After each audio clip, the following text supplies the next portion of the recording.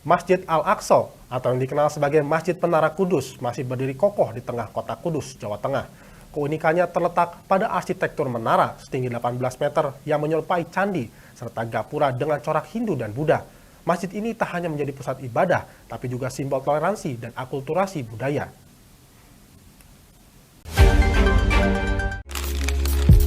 Alhamdulillah, Alhamdulillah, all praises to Allah, all praises to Allah, Alhamdulillah.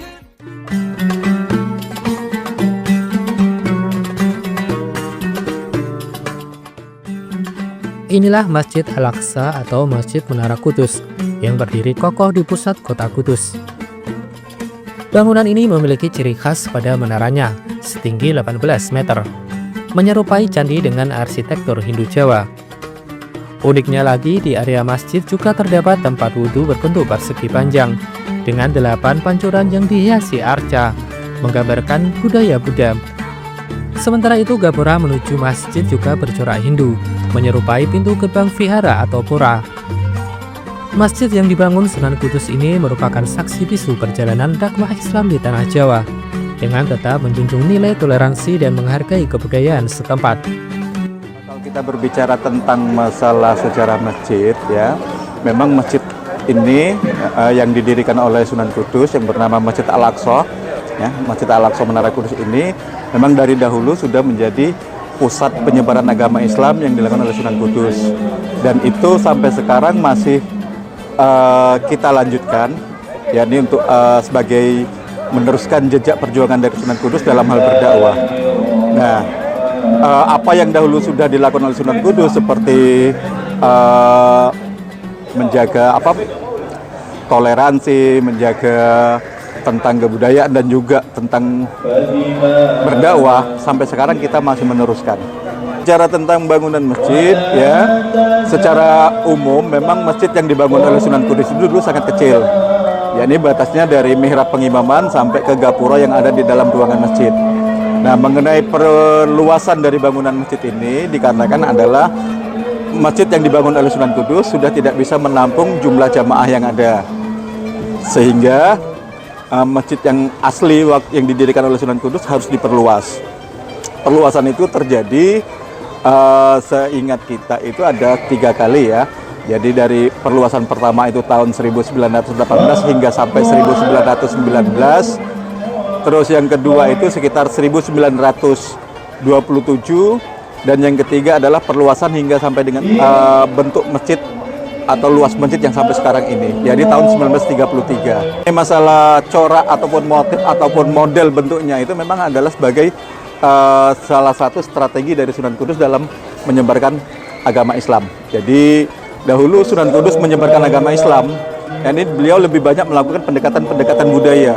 Sebagai salah satu contoh, kita bisa melihat ada sebuah bangunan menara yang fungsinya sebagai tempat pengumandangkan azan. Nah, bentuknya memang seperti, kalau yang kita amati memang seperti kayak bangunan menara Kulkul yang ada di Bali, cuman mungkin fungsinya berbeda.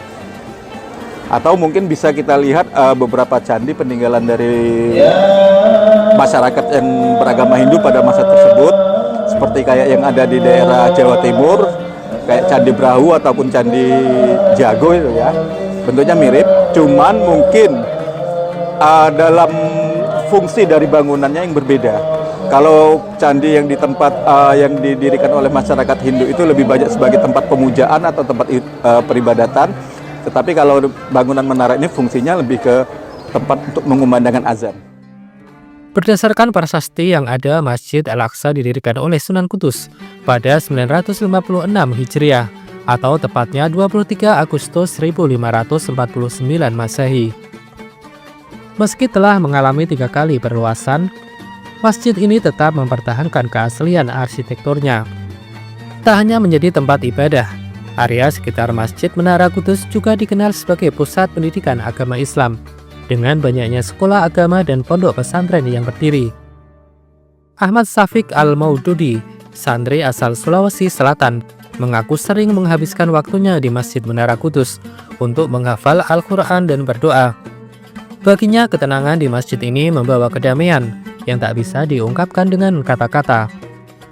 Masjid-masjid yang kita temui di zaman sekarang yaitu masjid-masjid yang sudah sangat modern. Dari segi bangunannya masih sangat menjaga ciri khas dari zaman-zaman sebelumnya. Untuk saya aslinya dari Sulawesi Selatan, Mas. Bertepatnya di Selayar. Di sini mondok. Di sini mondok di Jepara, Mas, di Pondok Al-Burud Jepara. Ngajak ke sini ya? Sengaja, Mas. Niatnya main-main. Sebenarnya sering ke sini, Mas. Cuma ya mungkin karena suasananya yang kalau saya sebutkan mungkin sulit untuk disebutkan. Mungkin harus langsung ke Menara Kudus untuk merasakan sendirinya.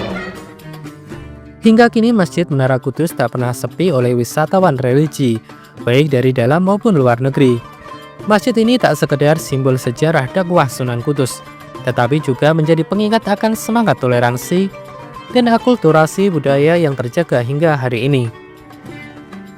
Dari Kudus, Fatur Rahman, Lingkar TV melaporkan.